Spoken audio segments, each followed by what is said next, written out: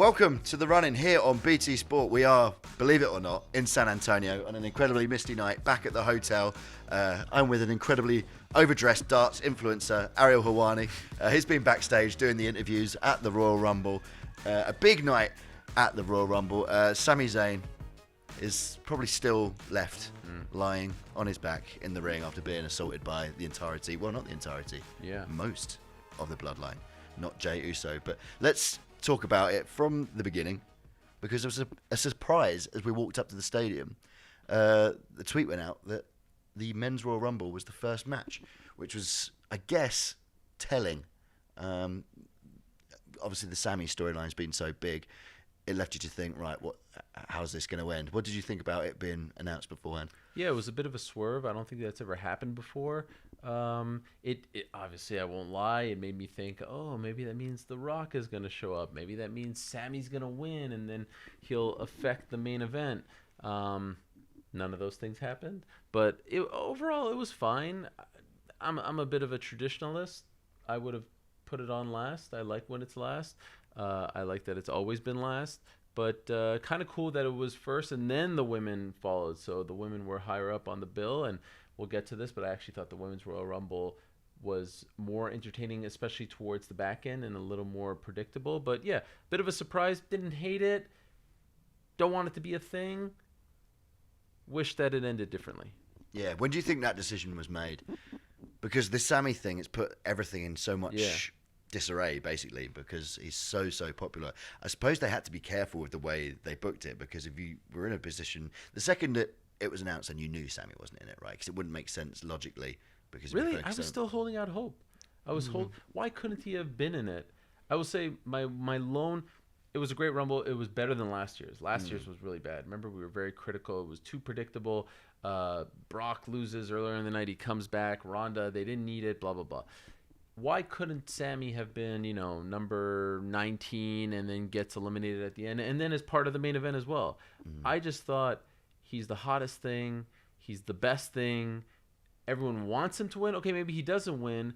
Is the only reason why they're not putting him in the Rumble because they don't want another Batista-Daniel Bryan situation? Yeah, well, I feel like that was why Cody was 30 as well, because he was the only one we knew was coming back, the only return that was announced, because we got Edge coming back and that was a surprise.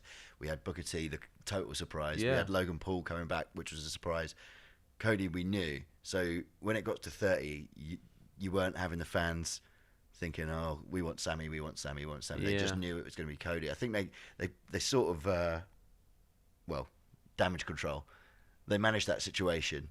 And I didn't notice at any point, I don't know if you did, you were on the other side of the stadium from me, but I didn't notice any fans saying, we want Sami throughout the Rumble, which is, I suppose, what their fear was. Yeah, no, that is a great point. What would you have preferred? A Cody Rhodes situation like the one that we got, where it's like announced before, or a surprise? I still think the surprise. I think the surprise. Right? I think the surprise. Did anyone tune in because they knew for sure that he was coming? Or did you have people tuning in, or would you have had people tuning in with the hope that he's coming, holding out hope? I actually think, we were talking about this beforehand, I actually think the moment would have been bigger had it have been a surprise, right? Imagine they got down to 29, and then you're waiting, who's 30, is it going to be X, Y, and Z? And that music hits, I think the moment would have felt bigger. Now, in the end, it's fine. It'll be forgotten about come WrestleMania, but I really do think, what are some of the great Rumble moments? It's always those big comebacks. John Cena coming back, right, from the one that won at MSG from his injury, a surprise, and I think that was off a pec as well, or maybe it was a bicep. Anyway, I think the surprises are always better for the Rumble. So we're nitpicking here. It was a fun one. There were great moments. By the way, shout out to our boy Gunther. I mean, how about this guy? A real coming out party. I would say he set the record. He set the record. He broke Rey Mysterio's record. 71 minutes, I believe it was. Had a ton of eliminations as well. Commiserations to Kofi Kingston, a second year where it doesn't quite work out in his favor. But there were some great moments. And for me, the highlight of the whole darn thing was Logan Paul and Ricochet. That moment, that spot, whatever the hell you want to call it, was tremendous. He's so good at wrestling, isn't he, Logan Paul? Yes, and now he's going to be a heel. It's crazy. Heel. It's crazy. Heel Paul is much better than babyface Paul, right? Yeah. I don't want to see him as a babyface. Do you think Seth is the way it's going? I would think so. he eliminated him. Usually that's a planting of a seed, and I kind of dig that. It's fresh, it's different. Seth as the face, him as the heel. I like it. Yeah, and you can trust Seth with anyone. My God. You know, Logan's shown us these mad things that you can do, and Seth is one of the most talented, if not the most talented, really fun in-ring guy. Didn't see that coming. Didn't see that pairing coming. That's a really fun one. I'm very curious to see what they do with Gunther coming off of this. And look, if my heart was saying I really wanted Sami to win, I understand as the night went on and we saw what happened in the main event, why he didn't win, and it seems like they have other plans, and that's all well and good. We had a chance to speak to Cody Rhodes afterwards, and it's really hard not to root for that guy. He is so genuine. He is so heartfelt. He is so likable. You just want him to succeed, and the way he speaks and the way he draws you in with the emotion, it's a beautiful story. And for him to hopefully be the guy to close that loop, as he said, that started back in 1978 with his father, pretty darn amazing. And to come back from that injury in a pretty short amount of time is pretty amazing as well. Where do you think Gunther's going leading into WrestleMania? Because he had sort of 3 or 4 stare downs with basically every big person that came into the ring. He had a stare down with. There was one moment with Brock Lesnar that was absolutely electric. Why and not that Brock? was one. Imagine, Why not Brock? Imagine. That would be the one. Are we going to see Brock versus Bobby again? Yeah, it's a couple of months as well. It feels like Gunther a long would be time. So much fun. When's the last time Brock, off the top of my head, Brock was with a younger guy, right? And helped elevate that guy? That would be so good. That would be so much fun. And Sign me up for that. Drew and Sheamus as well, putting in a long stint in the match, kind of teaming up throughout the whole thing. A lot of stuff there with Gunther as well. So, I don't know. It feels like 4 or 5 big guys were in that ring at the same time, and we're close to WrestleMania. A combination of some of those guys would be pretty fun. Let's move on to the second match of the night, which was the soft drink sponsored pitch black ultraviolet match. An interesting one. It was interesting. I'm trying to pick my words diplomatically there, but it was particularly in the stadium. It was tough. A very strange one. Very tough. It was like a sunbed match more than a pitch black match. I think all of our expectations were pretty low, right? Because, I mean, if you thought, all right, it's going to be in the dark, it's hard to see in the dark. I thought I was sitting next to people who were watching the feed. It looked a lot better on TV. It was tough, and I felt like they were losing the audience a little bit. There were cool spots with the table and the explosion. Even LA Knight's gear was cool.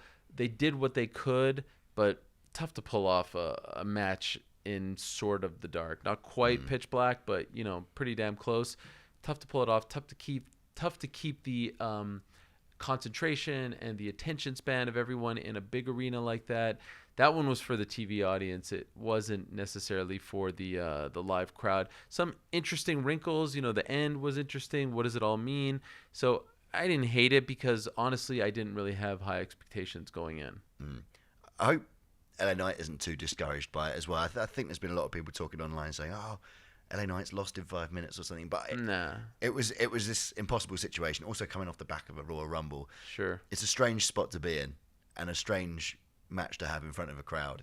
I didn't see Uncle Howdy jumping off the thing. Oh, really? Yeah, because based on where you were sitting. Yeah, because it was in the dark and he was wearing. And then also, I'm not really quite sure. Oh, that too. I'm not really quite sure why he missed him. He jumped over him and he fell and it exploded. All very strange. By the way, it had to be a short match. The whole event was like 900 hours long. If that was like a 20-minute match, we'd still be there watching it. So, them's the breaks when you've got 2 Rumbles on the same card. Bray going forward now. It's another new character. I guess that paint possibly is something significant. But I'm sure he's happy because that's the first televised match he's had since April 2021. Yeah, Rumble against Orton. Yeah, thought he looked good. I'm very curious to see where he goes to, as far as Mania is concerned. Right? Is this going to continue? I don't think so. Right? There's no sure bet. Do you? I don't think so. No. I think LA Knight must be done with him now. But did you see the LA Knight's promo last night on SmackDown?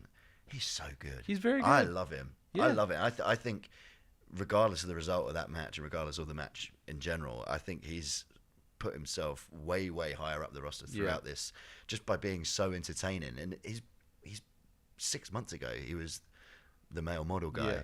And He's got his catchphrase over. He's got people joining him with his very promos. Good. On the mic, he's very good. He's very believable. And he's been in this business for a very long time. I think he's in his early 40s, if not very late 30s. Like, he's no spring chicken. He's new to the WWE scene.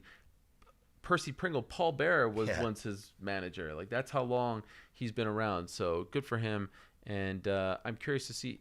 Again, I don't think this feud continues, but I suspect he'll have a big match at WrestleMania after something like this. So I'm a fan. Yeah. Bianca Belair defended her title against Alexa Bliss. Again, I feel like this match in the stadium suffered a little bit from the hangover of being after the men's Rumble.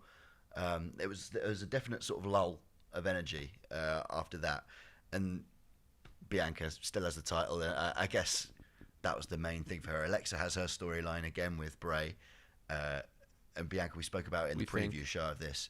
You just want to get to WrestleMania safely with that title because you know what she can deliver on the big stage. Who's she wrestling at WrestleMania? You'd have to think Rhea. Do you think Rhea and Charlotte, or do you think Rhea and? I don't know, because Charlotte's a babyface now, but Bianca's an ultimate babyface. What would you rather? Well, Rhea is on Raw, so it would make sense. No, that matters. She But could I don't pick, think it right? matters, does it? Yeah. I think I'd rather see, because we've seen Rhea Charlotte at WrestleMania before, I was right? just gonna say I would say Rhea versus Bianca. Yeah. I That's the think one. that's what I'd like to see, and we know that will be amazing. I guess that leads us nicely onto the Women's Rumble, which Rhea coming in first. She was a resounding favourite, I think, but when I saw her coming in first, because Walter obviously just did Gunther. Yeah. Hey. Old school. Wow, stuck in the past. Because Gunther went from first to the end, I thought, oh, wow, maybe not. But there she was at the end, and she was selling the spear from Beth Phoenix at the beginning. Yeah. I think she must have had the most eliminations. She seems to have the most eliminations. But yeah, there was Lasted a few over an hour as well. Yeah, and there was a few really cool moments in that Royal Rumble with Asuka coming down again. We spoke about it in the preview show. She'd been doing some cryptic tweeting about changing her character. She comes down with that mad new mask and then reveals it, murder clown, Asuka. And I think if you go into the depths of YouTube, you can find some insane matches of her time in Japan, just like destroying men and women while dressed in that was a great moment. Outfit. Chelsea Green coming back very briefly. Michelle McCool from the audience. Yeah, that was a cool spot. Nia Jax's return was a little bit botched, but she's back nonetheless. Rhea was fantastic. And honestly, for me, it was Rhea and then Liv Morgan, number 2. And they lasted towards, the whole thing. They were the last two. They were the first two. They were the last two. That was an interesting thing. I don't know, but we haven't seen that for a while. No woman, by the way, has ever gone from 1 to 30. So that was cool. First Australian champion, obviously. I thought the middle of the Women's Rumble was, maybe a little bit slow, but the end was way better than the end of the Men's Rumble. The finishing sequence as well was tremendous. I've between never the seen three one of them. like that. Yeah, it was Asuka, it was Rhea Ripley and Liv Morgan.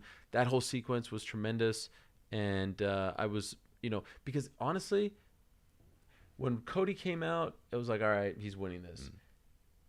And even though we all kind of thought that Rhea was going to win, I was like, what are they going to do to Asuka? She's back, maybe she's going to get it.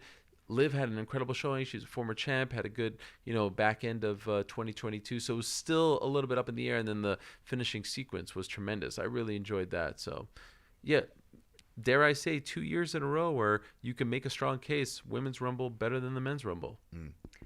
And now, just the final match. Kevin Owens challenging Roman Reigns for all the gold, the undisputed Universal WWE title, with the very, very obvious presence of a certain Sami Zayn at ringside.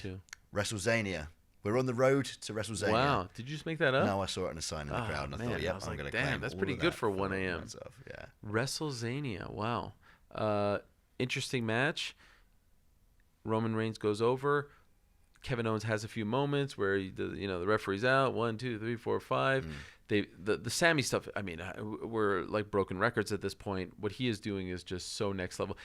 Him and Heyman together, right? Like they are just so good at what they do and so much better than the vast majority of the entire wrestling community. It's just amazing what they're doing. And so there were several stories being told the Usos weren't there, and then ultimately, Roman wins, and people started leaving, at least where I was sitting, and I was like, this is not just going to end here. Now I will, be honest. I was like, if you smell, I was wondering. Then glass shatters. Yeah, something. But it was still very compelling. For those that missed it, they start beating up on Kevin Owens even more. They handcuff him to the ropes, beating up on him. The Usos were great in this spot. And then Roman wanted Sami Zayn to hit him with the chair, and then he ultimately hit Roman Reigns with the chair, and then they all turned on him and beat the crap out of him. And it left us with a cliffhanger, right? What are they going to do? Is he officially done? What does this mean for him? It sort of feels, correct me if you feel otherwise, all right, we're not getting Sami Zayn versus Roman Reigns at WrestleMania, which is what we were talking about, but it does seem like we're getting the Usos versus... Well, do you think because Jay left? He did leave. But he's always... And by the way, that story in particular is great, right? Because that goes back to goes back all the way into the Thunderdome, the pandemic, lockdown. And he was the last one to truly accept him, right? So there's multiple angles of this whole story. But yeah, I think eventually he gets on the same page, but is it I don't think it's going to be a tag match at Elimination Chamber. I feel like it's Sami and Kevin versus the Usos at WrestleMania, and they win the belts. What do you think? Is it Sami and Jay? Against Jimmy and No, that's Solo? weird. I think he's going to say that you stood up for me. By the way, I wouldn't put it past him to say, you know what? It was a tough spot. You're back. I don't feel like they're totally ripping the Band-Aid off, even though we saw what we saw. What do you think? You think this was the official end? It has to be. Especially knowing that we've got the event in Montreal, the Elimination Chamber. Love the way you say Montreal, by the way. How should I say it? No, it was great. Oh, thank you. It was very sort of exotic of you. Yeah, that exotic Essex accent, which famously goes well with French. I think knowing that we've got that Elimination Chamber event coming up, what they got, 3-4 weeks? Yeah. Not that much can happen. Man, that crowd, let me tell you something, that crowd is going to be incredible. There's nothing like a Montreal crowd. I know you British think that, it's, O2, it's Wembley, it's this and that. The Montreal crowd is unbelievable, and they adore Sami Zayn and Kevin Owens. Because remember, Canadian wrestling fans have had a lot to cheer for over the last, few decades, but we've rarely had Montreal's own at the top of the bill, right? We had the Rougeau brothers, you had this, you had La Resistance, but you never had guys in this spot, so they are going to be on fire. I can't wait for that crowd, and I'm very curious to see what they do. Is it going to be something outside of the Elimination Chamber matches? Is it going to be something in? How do you do it? How would you do it? I'm actually literally trying to figure that out right now. I don't know. I kind of feel like now that it's not going to be Sami versus Roman, it has to be KO and Sami versus the Usos. I wouldn't give that away. As much as I love Montreal, that has to be a WrestleMania match. So is it all of them in the chamber together, and we see how, is it the Usos and Sami, KO, and Roman? Is that the 5? I don't know. Also, at some point, Roman has to go to Cody, right? Like, that has to start being a thing, right? Because they have no history together. I mean, like, as far as, like, right now. That's actually a point that cameraman Rob made on the way back. He said, how do you build Roman and Cody with 3 weeks in between because the two events? There's so much going on with those guys. Cody has nothing to do with any of them. That was part of my fear as well. So, well, maybe only one title's on the line in Elimination Chamber. But we've spoken about that before. I feel like... Oh, you think so? Yeah, I have no idea. I have no idea how they do it. We're trying to, like, figure it out on the fly right here. But you know what? That's probably what they're doing backstage in the Alamo Dome or whatever it's called now. And B... That's a good thing. Yeah. Remember where we were last year, this time, after the Rumble? Oh, it's Brock and Roman. All right, we saw that. And then we saw it again at SummerSlam. Here, the whole point of this is to keep us wanting more, keep us thinking, keep us on our toes, keep us tuning in. So now there's different permutations. Are they going to go there? Are they going to go there? Are they going to bring Sami back? Is it going to be a tag team? This is good. This is why we tune in. When it's unpredictable, it's at its best. So overall, I think they leave. Solid night. Could we nitpick a few things? This guy not showing up, that guy not winning, that guy... Sure. But overall, I think if you watch that show, you got your money's worth. So what we're saying is, night 2, WrestleMania, Roman Reigns, Cody Rhodes, Sami Zayn and The Rock, Fatal 4-Way, done. We've made it. Oh, yeah, right. We Can you fixed imagine? it. Everything's done. I feel pretty confident that we could put the Rock thing to bed. Yeah. I mean, we've been talking about it for 2 years. At this point, watch him show up on Raw on Monday, and I eat my words. But I feel like it's fait accompli. Oh, how about that? That's some real exotic language. Yes. Ariel, it is 1:15 in the morning, and I know you've got your suit on for a night out, and I don't want to stop you from tearing up the dance floor in the nightclubs any longer. It's fight night. You got to dress up on fight night. Exactly, for the after party. That's right. But this party is over. The run-in is over. We will see you next time on the show, ahead of, hopefully, the Elimination Chamber. I'll speak to you before that, won't I? I would hope so. Are you coming to Montreal? I'll be there. Bell Center? The house that Bret Hart built? If you give me recommendations, I'll be there. All right. Poutine on us.